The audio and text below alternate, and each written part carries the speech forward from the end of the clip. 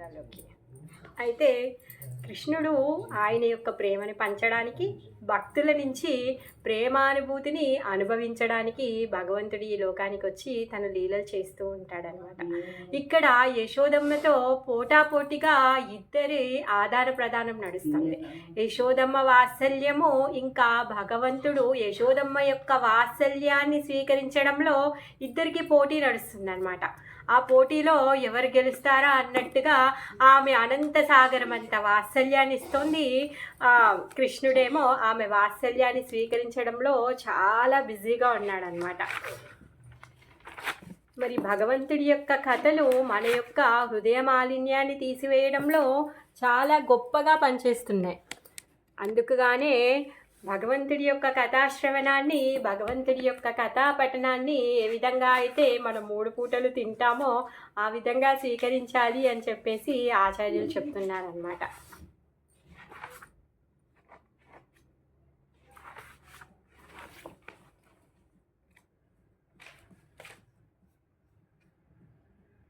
Phone వస్తుంది. యాత్ర అరుణ్ కుమార్ అంట.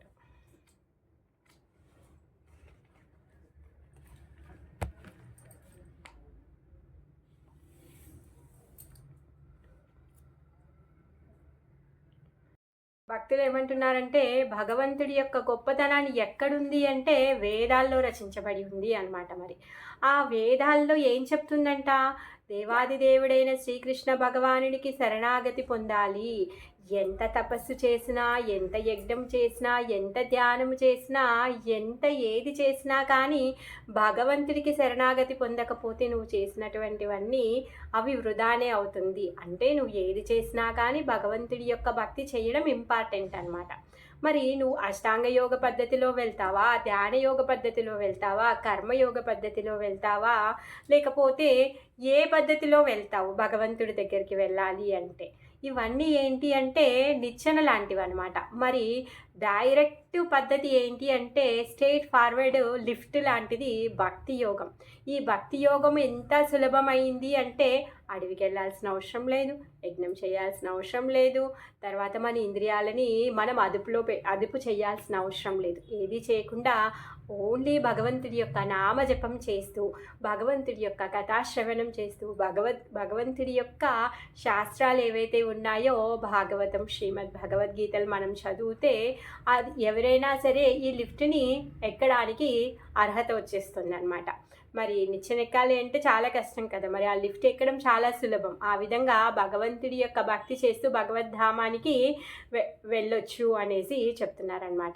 మరి భగవంతుడి యొక్క పాదపద్మాల గంధాన్ని ఈ వేదాలు మోసుకొని వస్తున్నాయి అన్నమాట.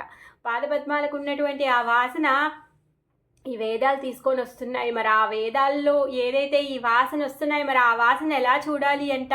ముక్కు ద్వారా కాదు, చెవుల ద్వారా చూడాలి అన్నమాట.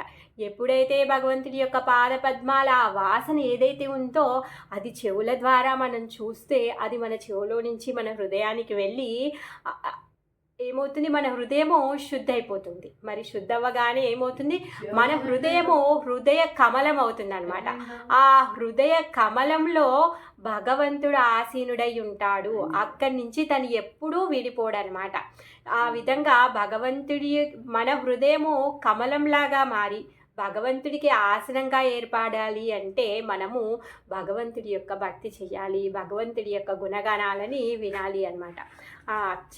అల్లరి చిల్లరి పనులు చేస్తూ కృష్ణుడు పెరుగుతూ ఉన్నాడు. ఇప్పుడు దాదాపు పెరుగుతూ ఉన్నాయి. ఒకరోజు అంటే ఒకసారి దీపావళి పండగ వచ్చింది, దగ్గరకు వచ్చింది. తెల్లారితే ఆ రోజు దీపావళియే. తెల్లారితే ఏం చేస్తారు అంటే వీళ్ళందరూ గోకులంలో ఉన్న వాళ్ళందరూ కూడా ఇంద్రుడి పూజ చేస్తారనమాట. మరి ఈ ఇంద్రుడి పూజని చాలా గొప్పగా పండుగ చేస్తారు.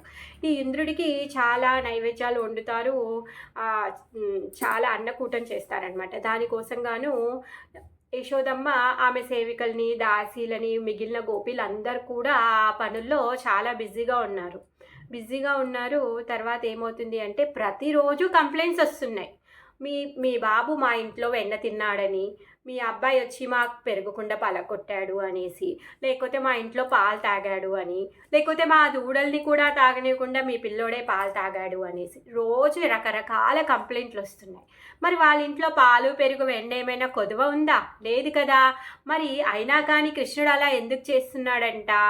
అయితే కృష్ణుడు అప్పుడు యశోదమ్మ ఆలోచిస్తుందన్నమాట. ఏమంటుంది అంటే, మన ఇంట్లో క్వాంటిటీకి ప్రాబ్లం లేదు, ఎక్కడో క్వాలిటీలో దెబ్బతీసింది. అయితే ఆ క్వాలిటీ ఏం చేయాలి? నేనే దగ్గరగా ఉండి ఆ క్వాలిటీని మెయింటైన్ చేయాలి అనేసి అనుకుంటుందన్నమాట. ప్రభుపాదుల వారికి ప్రణామాలు చెప్పి మొదలు పెట్టుకుందాం. ఓం అజ్ఞానతిమిరాంధస్య జ్ఞానాంజనశలాకయ చక్షురున్మీలితం యేన తస్మై శ్రీ గురవే నమః. శ్రీచైతన్యమనోభీష్టం స్థాపితం యేన భూతలే స్వయం రూపా కదా మह्यं దదాతి స్వపదాంతికం.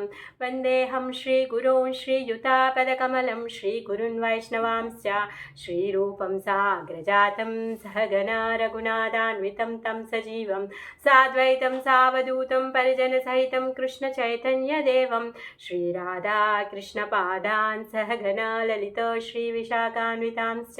హే కృష్ణకరుణా సింధో దీనబంధో జగత్పతే गोपेश गोपिका कांता राधा कांत नमोस्तुते.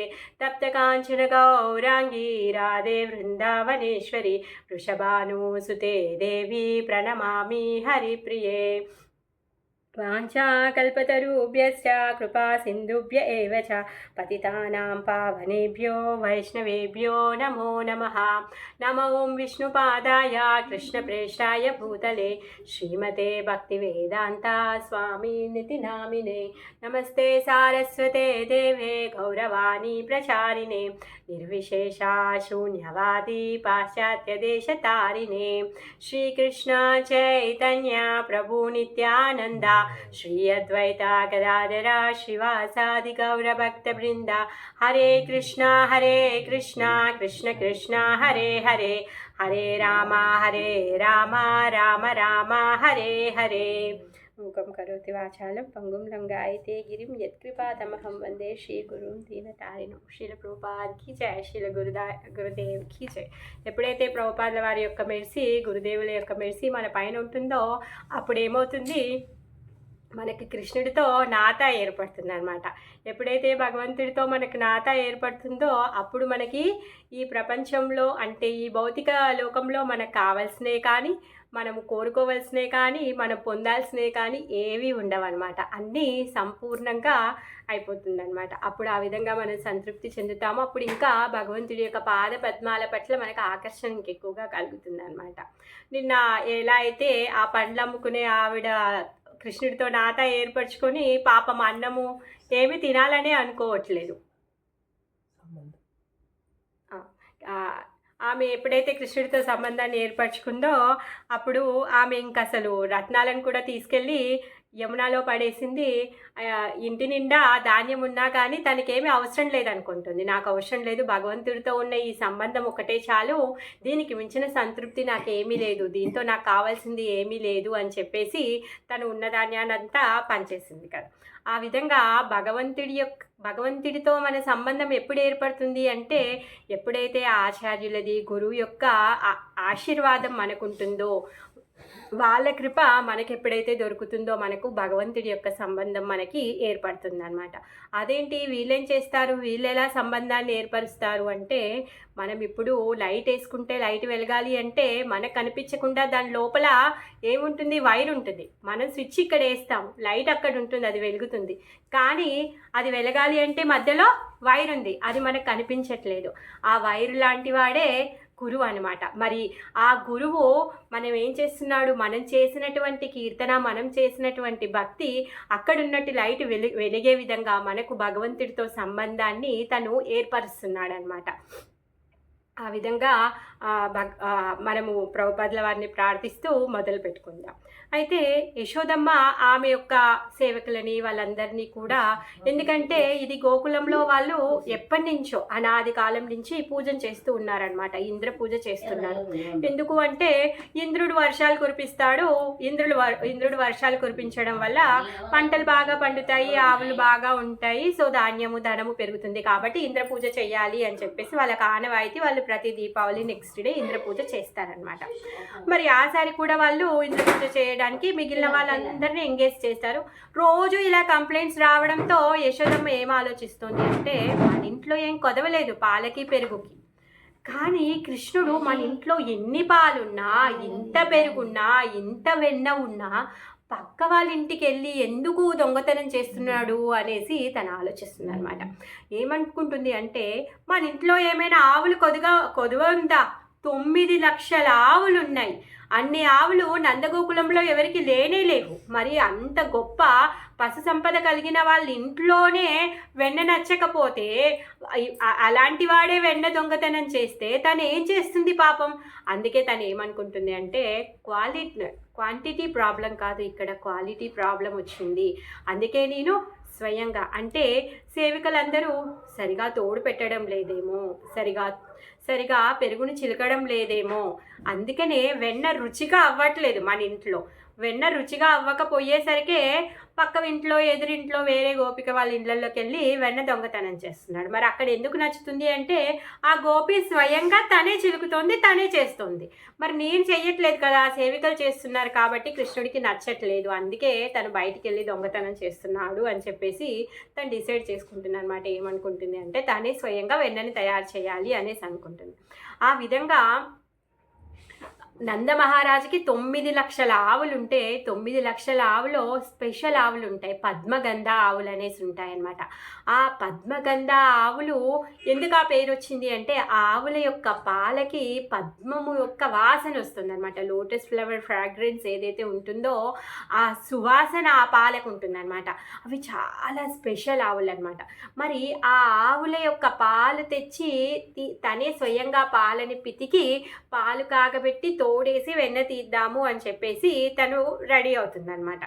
మరి ఆ ఆవులకి వేరే ఆవుల పాలు, ఇంకా శ్రేష్టమైన ఆవుల పాలన్నీ తాపించి వాటికి స్పెషల్ గడ్డి తినిపించి, ఆ మృదువైనటువంటి, ఆ కోమలమైనటువంటి గడ్డిని తినిపించి వాటిని స్పెషల్గా తనే ఆ ఆవుల యొక్క బాధ్యత అంతా తనే తీసుకుంటుంది అనమాట. అలా తను స్వీకరించి, ఆ ఆవుల యొక్క బాధ్యత స్వీకరించి బాగోగులను చూసుకుంటూ వాళ్ళ యొక్క ఆ పాలను కూడా తనే స్వయంగా పితికేది అనమాట. ఎవరితోనూ పితికించేది కాదు. ఆ విధంగా పాలని పితికి తను తీసుకొచ్చి వేడి చేసి కాగపెట్టి తోడేసి వెన్న తీస్తుంది అనమాట.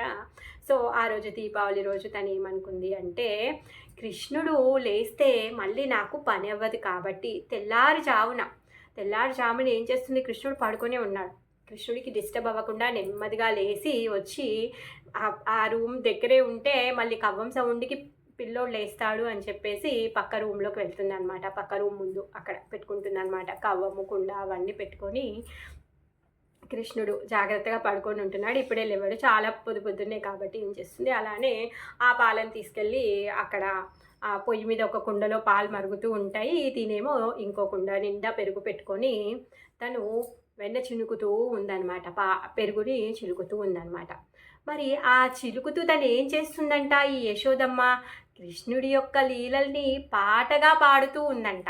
కృష్ణుడు ఏమేం లీలలు చేశాడు, ఆయన ఏ విధంగా నవ్వుతాడు, ఆయన ఏ విధంగా పూతనని సంహరించాడు, తర్వాత ఆయన ఏ విధంగా పక్కింటికి వెళ్తున్నాడు, పక్క పిల్లలతో ఆడుతూ పాడుతూ ఉన్నాడు, ఆయన యొక్క మధురమైన క్షణాలన్నింటినీ పాట రూపంలో తను పాడుతూ ఉందంట. చిలుకుతోంది, పాట పాడుతూ ఉంది. ఆమె చేతికున్న గాజుల శబ్దం ఎలా ఉంది అంటే, అవి కరతాళ ధ్వనిలాగా ఉంది అంట ఆ పాటకి. అంటే పాటకి మ్యూజిక్ కూడా అక్కడ వచ్చేసింది అనమాట. కరతలాలు వాయిస్తే ఏ విధంగా అయితే ఉంటుందో ఆమె చేతుల యొక్క గాజుల శబ్దం అలా ఉంది అనమాట. మరి మృదంగా సౌండ్ ఎక్కడి నుంచి వస్తుందంట, ఆ కుండలో కవ్వం వేసి తను చిలుకుతోంది కదా, కుటర్ బిటర్ బుటర్ బిటర్ అనేసి దాంట్లో నుంచి శబ్దం వస్తుంది. ఆ శబ్దం కూడా ఈ పాటకి తాళాల తగ్గట్టుగా ఆ శబ్దం వస్తుందంట, మృదంగా సౌండ్ లాగా వస్తుందంట.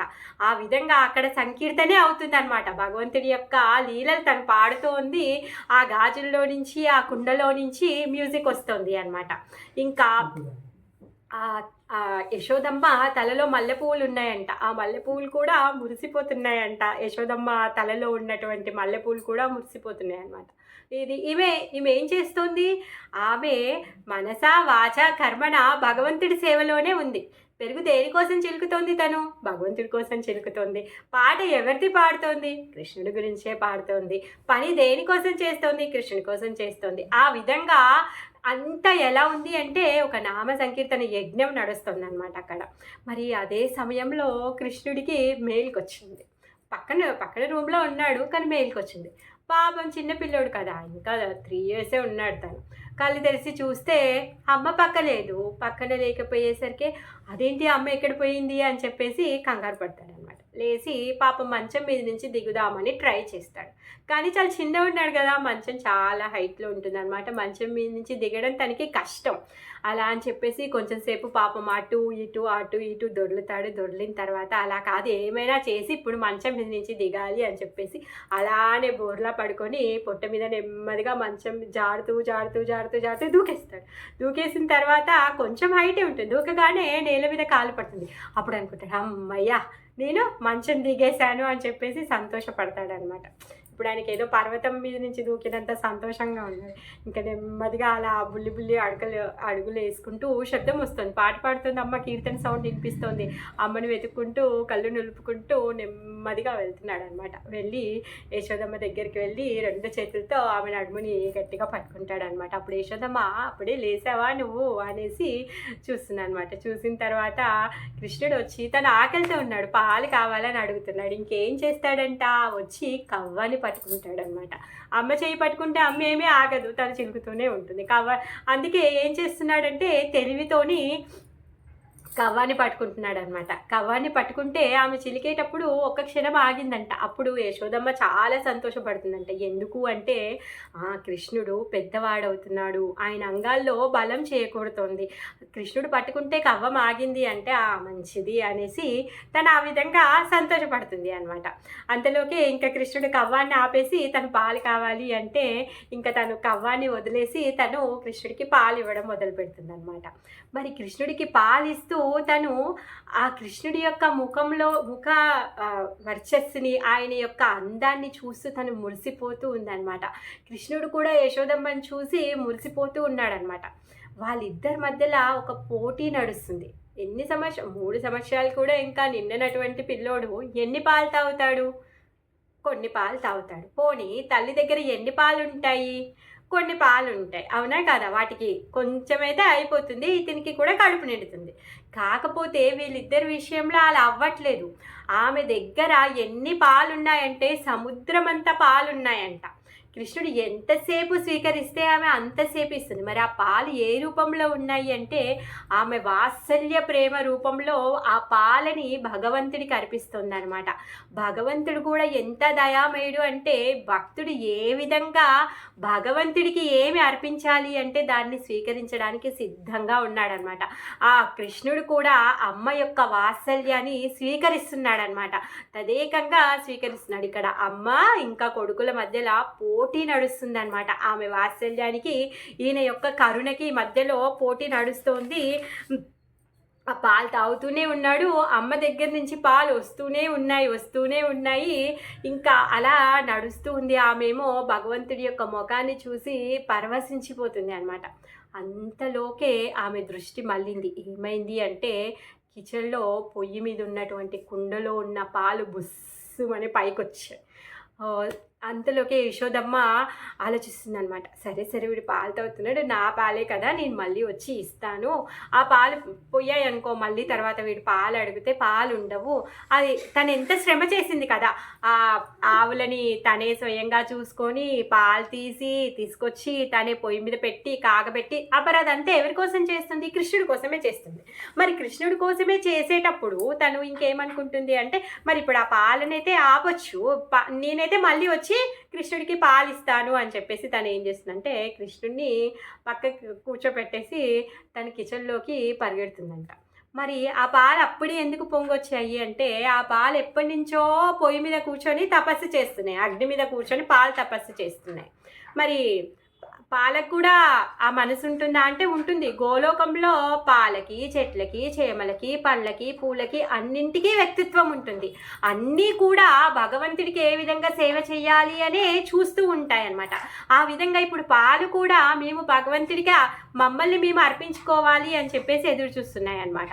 మరి ఎంతసేపు అయినా ఆమె పాలు ఇస్తూనే ఉంది, కృష్ణుడు పాలు తాగుతూనే ఉన్నాడు. ఆ పాలు ఆలోచిస్తున్నాయంట, అసలు ఇంతసేపు కృష్ణుడు పాలు తాగితే ఇంకా మేము బ్రతికుంటే ఏం లాభం, మా జీవితము మా బతుకు వేస్ట్ అని చెప్పేసి మేము పొయ్యిలో పడి చచ్చిపోతాము అని చెప్పి పాలు బుస్సుమని పొంగి పొయ్యిలో పడడానికి ట్రై చేస్తున్నాయి అన్నమాట. ఆ విధంగా యశోదమ్మ కృష్ణుని పక్కకు పెట్టేసి యశోదమ్మ లోపలికి వెళ్ళి ఆ పాలకుండను చూస్తుంది అనమాట. కాగాయి మంచిగానే అని చెప్పేసి ఆ పాలకుండను దించి తను కింద పెడుతుంది. ఈ కృష్ణుడు ఏం చేస్తాడంటే చాలా కోపంగా ఉన్నాడు. ఎందుకు అంటే తనకి అమ్మ దగ్గర పాలు ఇంకా తాగాలనే కోరిక ఉంది. కోరికతోనే వచ్చాడు పాలు తాగుదామని, కానీ ఇంకా తాగాలి అని చెప్పి కామం ఎక్కువైపోయింది అనమాట. మరి కామం ఉన్న దగ్గర ఏమవుతుంది? క్రోధం వస్తుంది. మరి భగవంతుడి విషయంలో అది నిజమా అంటే కాదు. మామూలుగా మానవులకి అది నిజము. ఎప్పుడైతే కామం ఉంటుందో అక్కడ క్రోధం వస్తుంది. భగవంతుడు ఎప్పుడూ నిత్య శుద్ధ సత్వంలో ఉంటారు. ఆయన పొందాల్సింది కానీ లేకపోతే ఆయన కోరుకోవాల్సింది కానీ ఏదీ లేదు. ఆయన నిత్య తృప్తుడు, ఆత్మారాముడు. ఆయనకి బయట నుంచి ఏది అవసరం లేదు. ఆయన వివిధ రూపాల్లో వచ్చి భక్తుల దగ్గర నుంచి వాళ్ళ ప్రేమని స్వీకరించి ఆ విధంగా లీలలు చేస్తూ ఉంటాడనమాట. ఆయన సంతృప్తిని, ఆయన కృపని వాళ్ళకి అందిస్తూ ఉంటాడనమాట. అందులో భాగంగానే ఇలా అన్నీ తను నాటకం వేస్తూ ఉంటాడనమాట. లేకపోతే ఆయనకు ఆకలి లేదు, దప్పిక లేదు, అలా అని చెప్పేసి ఏమీ లేదు. ఆయన ఆత్మారాముడు, ఆత్మసంతృప్తుడు అనమాట, పూర్ణకాముడు. ఆయన ఏవి బయట నుంచి కోరుకోవాల్సినవి కానీ, పొందాల్సినవి కానీ, ఆశించాల్సినవి కానీ తనకి ఏవీ లేవన్నమాట. అలాంటి వాడు. ఇంకా లేదు, నేను అమ్మ పాలు తాగాలి అనుకున్నా, కానీ అమ్మ ఏం చేసింది? నన్ను తీసి పక్కకు పెట్టింది. అంటే అంటే ఎంత ఉంటుండొచ్చు? నేను రాజు కొడుకుని నాకు విలువ ఇవ్వకుండా ఏదో 5 రూపాయలు 10 రూపాయలు పాల కోసం అని చెప్పేసి నన్ను పక్కకు పెట్టేసి పాల కోసమని ఉరుకుతుందా అమ్మ? నన్ను పక్కకు పెట్టి వెళ్ళింది అనే కోపము చాలా ఉందన్నమాట కృష్ణుడికి. కోపం ఉంది, కళ్ళు ఎర్రగా అయిపోయి పెదవులు కొరికేసి అస్సలు ఇలా కోపంగా నించున్నాడు అనమాట. ఇప్పుడు ఏదైనా చెయ్యాలి, ఏదో చెయ్యాలి, అల్లరి చెయ్యాలి, ఇంట్లో వస్తువులన్నిటినీ ఆగం చేసేయాలి అని చెప్పేసి, చెల్లా చెదురు చేసేయాలని చెప్పేసి తను ఏం చేస్తాడు అంటే ఆ పక్కన మసాలు దంచే రాయి ఉంటుంది కదా, పొత్రం ఉంటుంది కదా, దాన్ని తీసుకొని కుండకేసి టక్కుమని కొట్టేస్తాడు. దాంతో ఇంకా అస్సలు అది కుండ పెరగకుండా పలిగిపోయి మొత్తం ఇల్లంతా పెరుగంతా చిత్తిపోయి ఉంటుందన్నమాట. ఇంకా అయినా కానీ ఆయన కోపం చల్లారలేదు. అమ్మ నన్ను పక్కకు ఎందుకు పెట్టింది? నాకు పాలు ఇవ్వకుండా అమ్మ వెళ్ళింది. నాకు పాలు ఇవ్వడం కంటే ఆ పొయ్యి మీద ఉన్న పాలే అమ్మకి ఇంపార్టెంట్. అది సహించుకోలేకపోతున్నాడు అనమాట. ఇంకా మరి పాపం యశోదమ్మ లోపలికి వెళ్ళింది, కిచెన్లోకి వెళ్ళింది. తనకేమి ఆ సౌండ్ వినిపించలేదన్నమాట. తను వస్తుందన్నమాట. వచ్చేలోపు తను ఏమనుకుంటాడంటే ఒక క్షణం చూస్తే మొత్తం కొండంతా పలిగిపోయి అంతా పెరుగంతా కారిపోయి అంత చిందరవందరగా అయిపోయింది. ఒక క్షణం ఆలోచిస్తాడు, అయ్య బాబోయ్, నేను కుండ పలగొట్టేసాను, ఇప్పుడు అపరాధం అయిపోయింది, ఇప్పుడు నేను ఇక్కడి నుంచి తప్పించుకోవాలి అనేసి తను అనుకుంటాడనమాట.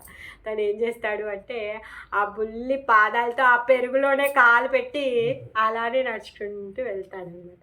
ఆయన బుల్లి పాదాల అచ్చులు, పెరుగు అచ్చులు ఆయన ఎక్కడ వెళ్తున్నాడో ఆయనకి దారి చేస్తున్నాడు. యశోదమ్మ ఇంతలోకే వంటింట్లో నుంచి వచ్చి చూస్తుంది. అక్కడ అంతా చూస్తే ఏంటి ఇలా అయిపోయింది? మరి అక్కడ కృష్ణుడు కనిపించలేదు. కనీసం కృష్ణుడు ఉంటేనన్నా ఏమైంది నాన్న, ఎందుకు ఇలా అయింది, ఏదో ఒకటి అడుగుతుంది. కానీ కృష్ణుడు లేడు అక్కడ. మరి కృష్ణుడు లేకపోయేసరికి పక్కా ఇది కృష్ణుడి పని అని అర్థమైపోతుంది, చాలా ఈజీగా అర్థమైపోతుంది. యశోదమ్మ అనుకుంటున్నాను ఈ పని కృష్ణుడిదే అనేసి తను అనుకుంటుంది అనమాట. సరే, మరి ఎక్కడికి వెళ్ళాడు కృష్ణ అని పిలిస్తే మరి ఏం చేస్తున్నాడో తనకు తెలియదు కదా. అందుకని ఏం చేస్తుంది అంటే తన కాళ్ళకున్నటువంటి గజ్జల శబ్దం రాకుండా నెమ్మదిగా ఆ పాదాలను ఎత్తి గజ్జలు సౌండ్ చెయ్యకుండా, ఆమె చేతికున్న గాజులు శబ్దం చెయ్యకుండా, ఆయన పాదాల అచ్చులే ఉన్నాయి కదా, ఆ పాదాల అచ్చులని ఫాలో చేసుకుంటూ వెళ్తారని అనుకుంటుంది. మరి హీరో ఏం చేస్తున్నాడంట, ఆ పక్క గదిలో పైన ఉట్టు మీద పెట్టిన కుండని తీసుకున్నాడు స్వామి. ఎలా తీసుకున్నాడు అంటే, ఒక చెక్క రోల్ ఉంది, ఆ చెక్క రోల్ని దాన్ని డొల్లుకుంటూ తెచ్చుకొని అక్కడ వేసుకొని ఆ రోల్ మీదకి ఎక్కి ఆ ఉట్టిలో నుంచి కుండని తీసుకొని ఆ రోల్ మీద కూర్చొని తింటున్నాడు. ఎందుకు తింటున్నాడంట, అది నిన్నటిదో మొన్నటిది వెన్న. అలా ఎందుకు తింటున్నాను అంటే ఏం చెప్తున్నాడు అంటే, అమ్మ నిన్నటి మొన్నటి వెన్న తింటే నా హెల్త్ ఖరాబ్ అవుతుంది, అంటే నేను ఎంత ఆకలిగా ఉన్నానో అమ్మకి తెలియట్లేదు, అందుకే నాకు పాలు లేకుండా వెళ్ళింది కాబట్టి నేను ఎంత ఆకలితో ఉన్నానో అమ్మకి తెలవాలి, ఇప్పుడు ఇది తిని నా హెల్త్ ఖరాబ్ అవ్వాలి అని చెప్పేసి అమ్మ మీద కోపంతో వెళ్ళి ఆ నిన్న మొన్నటి వెన్న తీసుకొని తింటూ ఉన్నాడంట. మధ్య మధ్యలో విసురుతూ ఉన్నాడంట, కోపంతో విసురుతున్నాడు. కోతులు వచ్చాయంట, ఆ కోతులకు కూడా విసురుతున్నాడు అనమాట. కోతులకేం తెలిసి పాపం కృష్ణుడు కోపంగా ఉన్నాడనేసి, ఏం తెలియదు కదా, అవి కూడా సగం తిని సగం వదిలేస్తున్నాయి. ఆ విధంగా అమ్మేమో నెమ్మదిగా పాదాలని ఒత్తేసి గజ్జల సౌండ్ వినిపించకుండా నెమ్మదిగా వస్తుంది అనమాట. అప్పుడు కృష్ణుడి దృష్టి అమ్మ వస్తుందని అర్థమైపోయింది. ఎలాగో ఆయనకి ఎక్స్పెక్టేషన్ ఉంది అమ్మ వస్తుంది అనేసి. కాకపోతే ఆయన ఏమనుకున్నాడంటే, అమ్మ వస్తుంది, నేను ఏడిస్తే నన్ను ఎత్తుకుంటుంది అని తను అనుకుంటున్నాడు. ఏడుస్తూ ఉన్నాడు అనమాట. అంతా చేశాడు రభస. ఇప్పుడు దొంగ ఏడుస్తున్నాడు స్వామి. ఇంకా ఏడుస్తూ ఉన్నాడు. ఈ అమ్మ చూడగానే ఇంకెక్కువ గట్టిగా ఏడుస్తున్నాడు, ఎక్కెక్కి ఏడుస్తున్నాడు అనమాట. నాకు ఆకలితో ఉన్నావు, నువ్వు నాకు ఇవ్వకుండా వెళ్ళిపోయావని అమ్మకి అర్థం అవ్వాలి, అందుకనేసి ఇంకా గట్టిగా ఏడుస్తున్నాడు అనమాట. అమ్మ ఏం చేసిందంట, చెంగుని నడుములో దోపేసింది. అయితే ఇక చూసుకో, చేతిలో ఒక కర్ర పట్టుకొని, అసలు ఏం చేస్తున్నావు నువ్వు, ఇదంతా ఎవరు చేశారు అనేసి కర్ర పట్టుకొని తను ఆయన దగ్గరికి రాబోతుంటే కృష్ణుడు దబదబా అనేసి ఆ రోల్ దిగేసి పరుగు తీశాడనమాట. పరుగు తీస్తూ ఎటంటే అటు ఉరకడం లేదు. ఆయన ఫస్ట్ అక్కడే ఆ నందభవన్లో అటు ఇటు తిప్పాడు అమ్మని. ఏమనుకుంటాడు అంటే, అమ్మ ఎప్పుడు నన్ను కొట్టలేదు, కానీ ఈరోజు చాలా కోపంగా ఉంది. మళ్ళీ అందులోటి కృష్ణుడు ఏడుస్తూ ఉన్నాడు. ఎప్పుడైనా కృష్ణుడు ఏడుస్తే యశోదమ్మ ఏం చేస్తుంది, తను కొంగుతో తుడుస్తుంది కృష్ణుడికి. కానీ ఈరోజు ఏం చేస్తుందంట, యశోదమ్మ తాము కొంగు పెట్టి తుడవట్లేదంట. అలానే ఇంకా కర్ర పట్టుకొని దగ్గరకు వస్తున్నాను. అమ్మ అసలు ఇంకా ఈరోజు అమ్మ చాలా కోపంగా ఉంది, అది కూడా కర్ర పట్టుకొని ఉంది, ఈరోజు కర్ర తీసుకొని కొట్టేలానే ఉంది అని చెప్పేసి ఇంకా ఏడుస్తూ కళ్ళు తుడుపుకుంటూ ఉన్నాడంట. ఆ కళ్ళ కాటిక మొత్తం అంతా రుద్దేసుకున్నాడు అనమాట. నీలమేఘ శ్యాముడు ఆ కళ్ళ కాటికి అంతా రుద్దుకొని కూడా ఇంకా పరమ దివ్యమంగళ స్వరూపం ఇంకా మంగళంగా కనిపిస్తుందంట. సో ఆ విధంగా ఏడుస్తూ తను పరుగు తీస్తూ ఉన్నాడనమాట. ఏమనుకుంటాడు అంటే, అమ్మ రాణి, మళ్ళీ అందులోటి యశోదమ్మ చాలా హష్టపుష్టిగా ఉంటుంది, కొంచెం పెద్ద వయసురాలు కూడా. తను అంత ఫాస్ట్గా పరుగు కూడా తీయలేదు. అందులోటి రాణి కదా, ఆమె బయటికి వచ్చి అందరి ముందు కొట్టదు. ఇది అంటే ఏమంటారు, పరువు పోతుంది కదా, అందుకే అమ్మ అలా చేయదు అనేసి తను ఏమనుకుంటాడంట, మెయిన్ గేట్లో నుంచి బయటికి వెళ్తాను అని చెప్పేసి మెయిన్ డోర్లో నుంచి బయటకు వస్తాడు.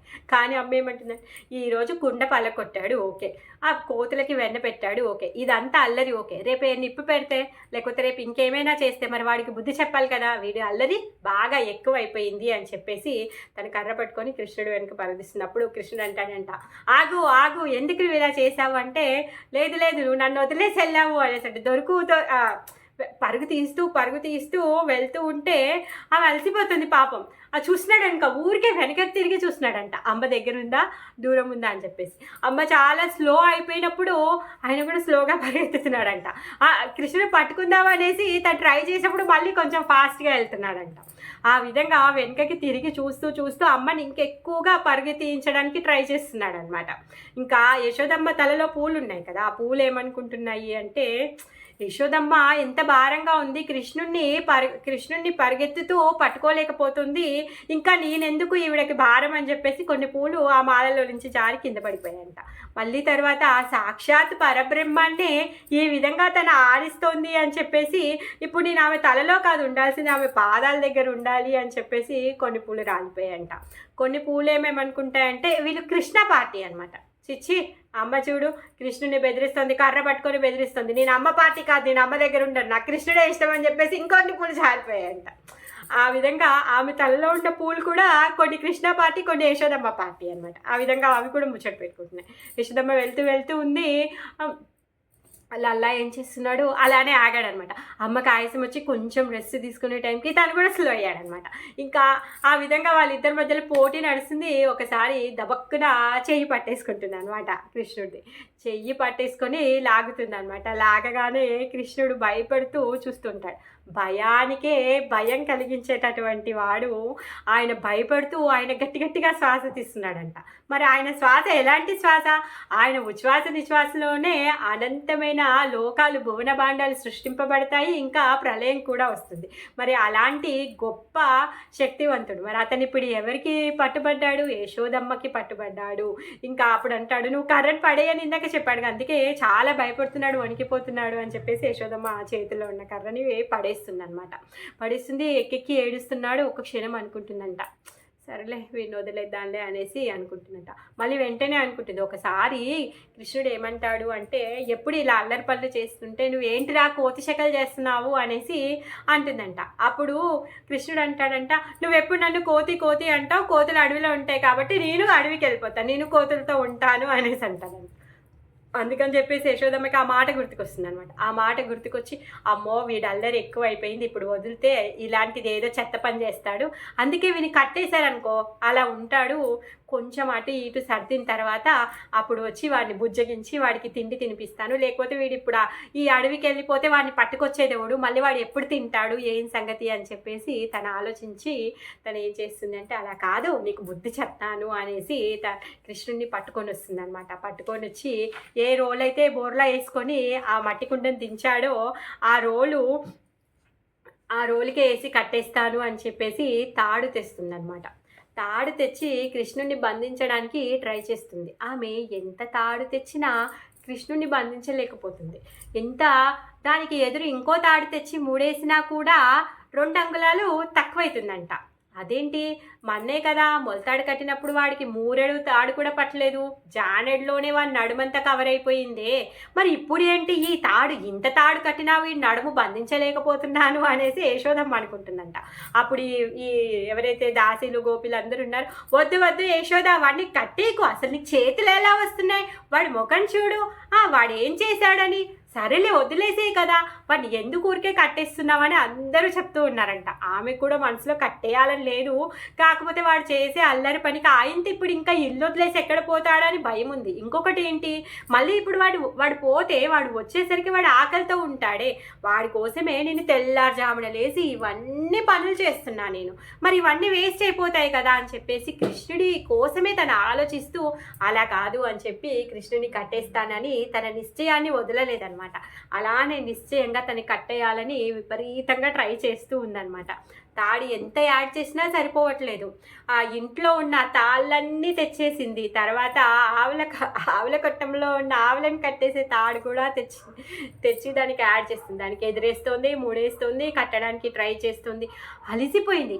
ఇంత దూరం పరిగెత్తింది, తర్వాత ఇందాక నుంచి తను ట్రై చేస్తూ ఉంది. అలిసిపోయి చెమటలతో అసలు చెమటలతో తడిసిపోయింది. ఆమె జుట్టు ఎలా అయిందో చూసుకోలేదు, ఆమె నెత్తిన పూలు కూడా పడిపోతున్నాయి. అసలు ఆమె ఎంత అలసిపోయింది అంటే ఆమె పట్టించుకోవట్లేదు. ఒక్కటే అనమాట, ఏంటి అంటే ఈరోజు నేను ఎట్లయినా కృష్ణుడిని బంధించేయాలి అని చెప్పేసి ఫోకస్డ్గా ఉంది అనమాట. ఆ విధంగా కృష్ణుడు చూస్తున్నాడు. అయితే కృష్ణుడి యొక్క అన్ని శక్తులు వచ్చాయి. మళ్ళీ వచ్చి, కృష్ణ నువ్వు అసలు అమ్మని తప్పించేస్తాం, ఆమె నిన్ను కట్టేయడానికి ట్రై చేస్తుంది అంటే కృష్ణుడు చూస్తూ ఉన్నాడు అనమాట. అన్ని శక్తుల యొక్క రాణి ఎవరంటే కృపాశక్తి. అప్పుడు కృష్ణుడి యొక్క హృదయంలో కృపాశక్తి ప్రత్యక్షమయ్యి యశోదమ్మ హృదయంలో చూస్తే ఏముందంట, యశోదమ్మ ఎందుకు కట్టేయాలి అనుకుంటుంది అనేసి ఆలోచిస్తే తెలుస్తుంది అనమాట. తన కోసంగానే యశోదమ్మ తాపత్రయపడుతుంది. తన యొక్క వాత్సల్యంతోనే తనని ప్రేమించడం కోసమే, తనకి సేవ చేయడం కోసమే తను తాపత్రయపడి తనని కట్టేయాలని చూస్తోంది అని చెప్పేసి కృష్ణుడు ఆమె హృదయాన్ని చూసి అప్పుడు ఆయన యొక్క కృపాశక్తిని ఆమె మీద ప్రసరింపజేస్తాడనమాట. ఇంకమ్మ చాలా అలసిపోయింది. తాళ్ళు కట్టి కట్టి ఆ రోజు నందభవనంలో ఉన్న తాళ్ళన్నీ కృష్ణుడి నడుము సేవకే ఉన్నాయి. ఆయనకి కట్టడానికే ఆ సేవలోనే ఆ తాళ్ళన్నీ ఉన్నాయన్నమాట. ఆ విధంగా ఇంకా కృష్ణుడు ఆమె మీద కృపతోని ఆయనంతలా ఆయన ఆమె చేతులతోని బంధించబడతాడు అన్నమాట. మరి మనము భగవంతుడు ప్రతి ఒక్కరిలో కూడా ఈ పరిశ్రమని చూస్తాడు. భగవంతుణ్ణి మనం పొందాలి అంటే మనం ఏం చెయ్యాలి అంటే పరిశ్రమ చెయ్యాలి. మరి ఆ పరిశ్రమ ఏం చెయ్యాలి? ఏదో గొడ్డు చాకిరి చేయడం కాదు. ఏ విధమైన పరిశ్రమ చెయ్యాలి అంటే భగవంతుడి యొక్క నామజపం చేయడంలో, తర్వాత భగవంతుడి యొక్క ధామానికి అంటే ఆయన యాత్రలకు వెళ్ళడం, పరిక్రమ చేయడము, భగవంతుడి యొక్క గుడికి వెళ్ళడము, ఆయన యొక్క గుడిని క్లీన్ చేయడంలో, ఆయనకి మాలలు కూర్చడంలో, ఆయనకి రకరకాల నైవేద్యాలు వండి పెట్టడంలో, తర్వాత పొద్దున్నే లేచి మంగళారతి అటెండ్ అవ్వడంలో, ఈ విధంగా మన యొక్క పరిశ్రమని మనం వెచ్చించాలి. ఎప్పుడైతే ఆ విధంగా మన యొక్క పరిశ్రమని భగవంతుడి యొక్క సేవలో పెడతామో, భగవంతుడి ఇచ్చినటువంటి శక్తిని భగవంతుడి యొక్క సేవలో ఎప్పుడైతే పెడతామో భగవంతుడు అప్పుడు మనకి దొరుకుతాడు. అంటే అలా కాదు, మనం చేసిన పరిశ్రమకి దొరకడు. మనం ఏదో 3 గంటలు పనిచేసాం, దానికి కూలి వస్తుంది, అలా కాదు. ఇది ఏంటి అంటే మనం చేసినటువంటి పరిశ్రమకి భగవంతుడి యొక్క కృప వలన ఆయన మనం చేసినటువంటి పరిశ్రమని చూసి ఆయన మనకి కృపనిస్తాడు. ఎప్పుడైతే ఆయన మనకి కృపనిస్తాడో అప్పుడు భగవంతుణ్ణి మనం పొందుతాము. ఏ విధంగా అయితే యశోదమ్మ ఎప్పటి నుంచి పొద్దున్న నుంచి పాపం తన కోసమే పాట పడుతుంది. పాలు తెచ్చినా, వేడి చేసినా, ఏది చేసినా కూడా ఎవరి కోసం చేస్తుంది? అన్నీ కృష్ణుడి కోసమే చేస్తుంది. అన్నీ కృష్ణుడి కోసమే చేస్తుంది. తను ప్రయత్నిస్తుంది భగవంతుణ్ణి కట్టేయడానికి, కానీ తను విఫలమవుతుంది. అయినా కానీ వదిలిపెట్టట్లేదు. ఆ విధంగా అమ్మ యొక్క పరిశ్రమని చూసి ఆయన కృపాశక్తితోని ఆయన బంధించబడ్డాడు. అంటే ఎప్పుడైతే భగవంతుడి యొక్క భక్తులు ఆయన పట్ల సేవాముఖంగా ఉంటారో, అనన్యమైన భక్తి చేస్తారో అప్పుడు భగవంతుడు భక్తులకి నేను అమ్ముడు పోతాను అని చెప్తున్నాడు అనమాట. భయానికే భయం కలిగించేటటువంటి భగవానుడు ఇప్పుడు యశోదమ్మ చేతిలో ఉన్నటువంటి కర్రను చూసి భయపడుతున్నాడు. ఆయనకి ఏంటి అసలు యముడు కాదు కదా, అసలు ఆయనను చూసి ఆయన ఎదిరించే వాళ్ళు ఎవరూ లేరు. ఆయనతో సమానమైన వాళ్ళు కానీ అధికులు కానీ ఎవరూ లేరు. ఆయన అనుకున్నదే ఆట, లేకపోతే లేదు. మరి అటువంటి నియంతనే భయపడుతున్నాడు అంటే ఏమన్నట్టు అంటే ఆ విధంగా యశోదమ్మ యొక్క వాత్సల్యానికి తను లొంగిపోయాడనమాట. ఆ విధంగా ఆమె యొక్క వాత్సల్యాన్ని స్వీకరించడానికి, ఆమె యొక్క పరిశ్రమని స్వీకరించడానికి, ఆమెకి కరుణనివ్వడం కోసంగానే భగవంతుడు ఆ రూపంలో వచ్చాడనమాట. భగవంతుడి యొక్క కళ్ళల్లో ఆ భయం చూస్తే యశోదమ్మ పాపం అనుకుంటుంది అనమాట, అయ్యో నేను కట్టేను, నాకు కట్టేయి బుద్ధి అవ్వట్లేదు అనేసి. కాకపోతే వాడి అల్లరి పని ఎక్కువ అవుతుంది అని చెప్పేసి కట్టేస్తుంది అనమాట. మరి యశోదమ్మ ఎంత గొప్ప అదృష్టమైన ఆమె అంటే ఏంటి, భగవంతుడితో ఎంతోమంది చాలా పర్సనల్ రిలేషన్షిప్ ఉన్న వాళ్ళు ఉన్నారు. లక్ష్మీదేవి తను ఏం చేస్తుంది, ఎప్పుడూ భగవంతుడి యొక్క పాదసేవలో ఉంటుంది. భగవంతుడి యొక్క వక్షస్థలం మీద ఉంటుంది తను, శ్రీవత్సం. ఆమె భగవంతుడి యొక్క వక్షస్థలం మీద ఉంటుంది. బ్రహ్మదేవుడు ఆయన ఏంటి, భగవంతుడి యొక్క నాభి కమలం నుంచి వచ్చాడు. తను ఎప్పుడు భగవంతుడి యొక్క నాభి కమలంలో ఉంటాడు. మరి శివుడు ఎప్పుడు భగవంతుడి యొక్క పాదపద్మాల సేవలో, ఆయన యొక్క పాదపద్మాల స్మరణలోనే ఉంటాడు. ఆ విధంగా ఎంత గొప్ప గొప్ప వాళ్ళు కూడా భగవంతుడితో ఆ విధమైనటువంటి ఆదాన ప్రదానము వాళ్ళు తీసుకోలేకపోయారంట. అందుకే వీళ్ళందరికంటే కూడా గొప్పదైంది యశోదమ్మ అనమాట. వాళ్ళేమైనా భగవంతుణ్ణి బెదిరించగలుగుతారా, కర్ర పట్టుకొని ఉరికించగలుగుతారా? లేదే. కాదు, యశోదమ్మ మాత్రము భగవంతుణ్ణి ఆ కర్ర పట్టుకొని ఉరికించి భయపెట్టిస్తూ ఏం చేస్తోంది, భగవంతుడి గురించే ఆలోచిస్తూ భగవంతుడి సేవనే ఏ విధంగా చెయ్యాలి అని చెప్పేసి తను ఆలోచిస్తూ ఉంటుందన్నమాట. భగవంతుడికి లాలన పాలన తినిపించడం, పాలివ్వడం, వెన్న తినిపించడము. భగవంతుడు స్వయంగా స్నానం కూడా చేయడంట. తనకి స్నానం చేయడం కూడా ఇష్టం లేదు, ఏ పని చేయడం ఇష్టం లేదు, ఊరికే అల్లరి చేయడమే ఇష్టము, ఫ్రెండ్స్తో వెళ్ళి ఆడుకోవడమే ఇష్టము. కానీ అమ్మే అన్నింటినీ పట్టుకొని వచ్చి లాగి లాగి తిండి కూడా తినడు. రారా తిండి వేలయ్యింది అని చెప్పి పిలిచి పిలిచి పిలిచి పిలిచి కూర్చోబెట్టి తినిపించాలి ఆయనకి. రారా స్నానం వేలయ్యింది అని చెప్పేసి పిలిచి పిలిచి పిలిచి తనకి రుద్ది రుద్ది స్నానం పోయాలి. ప్రతిరోజు బురదలో ఆడుకుంటాడు నీలమేఘ శ్యాముడు. మరి ఆ విధంగా ఆలనా పాలన అన్నీ చేస్తూ తన యొక్క మనస్సుని, కర్మలని అన్నింటినీ కూడా భగవంతుడిపైనే తను పెట్టుకుంది. మరి తనేమి ఆయనని దేవాది దేవుడని మళ్ళీ అనుకుంటుందా? ఏమీ అనుకోవట్లేదు. పూతనని చంపాడు, శకటాసురుడు పోయాడు, తర్వాత తృణావ్రతుడు కూడా చనిపోయాడు. ఇంత గొప్ప గొప్ప రాక్షసులు చనిపోయినా కానీ ఆయనని దేవాది దేవుడని తను అనుకోవట్లేదు. ఏమనుకుంటుంది? నా పుత్రుడు, ఆ భగవంతుడు ఎవరు, విష్ణు యొక్క కృప వల్లనే వీడు కాపాడబడినాడు అనేసి అనుకుంటుంది. అంటే ఆమె యొక్క వాత్సల్యం ఎంత గొప్పగా ఉంది అంటే ఆమె వాత్సల్యం ముందు భగవంతుడి యొక్క ఐశ్వర్యాలే పని చెయ్యట్లేవు అనమాట. అంతగా భగవంతుడు ఆమె వాత్సల్యానికి లొంగిపోయాడనమాట. ఇంత దగ్గర సంబంధంలో దగ్గరగా భగవంతుడి సాన్నిధ్యంలో ఉన్నటువంటి వాళ్ళు కూడా పొందనటువంటి ఏదైతే భగవంతుడి కృప ఉందో యశోదమ్మ అట్టి కృపను పొందిందనమాట. మరి ఆ రోజు ఏంటి, ఇంతమంది ఉన్నారు కానీ రోహిణి మాత బలదేవుడు ఇద్దరు కనిపించట్లేదేంటి అంటే, ఆ రోజు దీపావళి రోజు ఉపనందుడు ఏం చేశాడు అంటే రోహిణి మాతని ఇంకా బలదేవుని ఇద్దరిని దీపావళి కదా అని చెప్పి వాళ్ళ ఇంటికి ఇన్వైట్ చేశాడంట. ఇన్వైట్ చేస్తే వీళ్ళు పొద్దున్నే లేచి వెళ్ళిపోయారు. అంతలోకే ఇక్కడంతా ఇది జరుగుతుందన్నమాట. ఒకవేళ బలదేవుడిని ఉంటే పాపం ఏదో ఒకటి చేసేవాడేమో, తమ్ముడిని ఏం చేసినా ఒప్పుకోడు కదా. రోహిణి మాత కూడా అలా కోప్పడడం రోహిణి అమ్మకి అసలు ఇష్టం లేదు. అది కర్ర పట్టుకొని పరిగెత్తుంది ఈరోజు యశోదమ్మ. సో వాళ్ళిద్దరు లేకపోయేసరికి పాపం ఇంత అయిపోయింది అని చెప్పేసి రోలు కట్టేసినట్టు కృష్ణుడు ఆలోచిస్తూ ఉన్నాడు అనమాట. అక్కడందరూ ఆయన ఫ్రెండ్స్ అందరూ వచ్చారు, అప్పటికి నించున్నారనమాట. కృష్ణుడు బంధించబడే ఉన్నాడు. మరి బంధనంలో ఉన్న కృష్ణుడు ఏం చేస్తాడు అంటే ఇంకా ఇద్దరికి బంధ విముక్తిని చెయ్యబోతున్నాడు అనమాట. బంధనంలో ఉన్నాడు కదా అని ఆయనకి శక్తులు లేవా? అలా కాదు. ఆయన బంధించబడి ఉన్నా, ఆయన బాలుడి రూపంలో ఉన్నా, ఎటువంటి రూపంలో ఉన్నా, నిద్రపోతూ ఉన్నా, అసుర సంహారం చేస్తూ ఉన్నా, అమ్మ ఒడిలో ఉన్నా, ఏ రూపంలో ఉన్నా, ఏ స్థితిలో ఉన్నా ఆయన సమస్త ఐశ్వర్యం కలిగినవాడు, తను సమస్త శక్తులు కలిగినవాడు, తను ఎక్కడుండైనా ఏ పనినైనా సమగ్రంగా చేయగలుగుతాడనమాట. అలాంటి స్తోమత కలిగినటువంటి వాడు భగవానుడు. ఆ విధంగా ఇప్పుడు ఆయన బంధించబడి ఉన్నప్పుడు కూడా ఇద్దరిని ముక్తి ఇవ్వాలి అనుకున్నాడంట. సర్లే ఇప్పుడు ఇంకా అమ్మ వచ్చేంత వరకు వెయిట్ చేయాలి. ఇప్పుడు ఏం చేయలేడు కదా, కట్టేసుకొని అక్కడే నించొని ఉన్నాడు.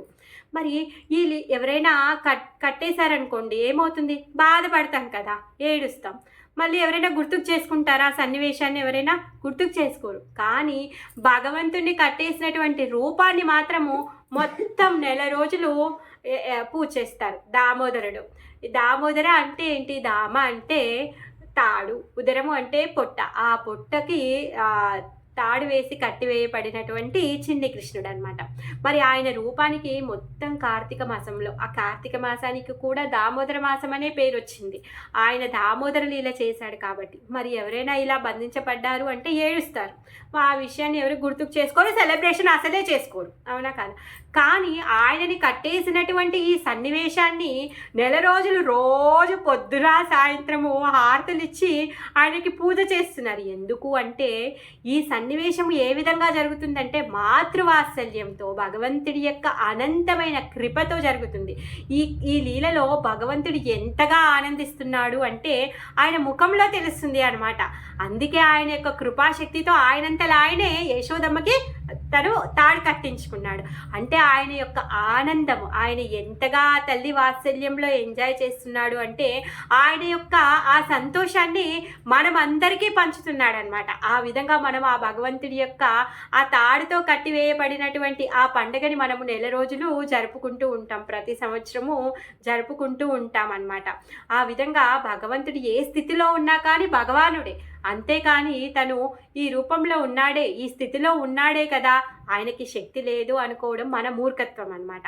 అలా బంధించి వేయబడినటువంటి భగవంతుడే మనందరినీ కూడా ఈ భౌతిక బంధంలో నుంచి బయటికి తీసుకెళ్తాడనమాట. అలాంటి దామోదరుడికి ప్రార్థిస్తూ మనం ఇంతటితో సమాప్తం చేసుకుందాం. దామోదర్ భగవాన్కి జై. మరి రేపు తను ఈ దామోదర్లో లీలలో భాగంగా ఇంకా ఇద్దరికి ఏ విధంగా ముక్తి విడిపిస్తాడో, మరి వాళ్ళిద్దరు ఎందుకు నందమహారాజు పెరట్లో ఉన్నారో నెక్స్ట్ క్లాస్లో చెప్పుకుందాము. మళ్ళీ సోమవారం 7ంటికి. ఈరోజు చెప్పుకున్న దాంట్లో ఇంకెవరైనా ఏమైనా యాడ్ చేయాలంటే చెయ్యొచ్చు. హరే కృష్ణ, హరే కృష్ణ.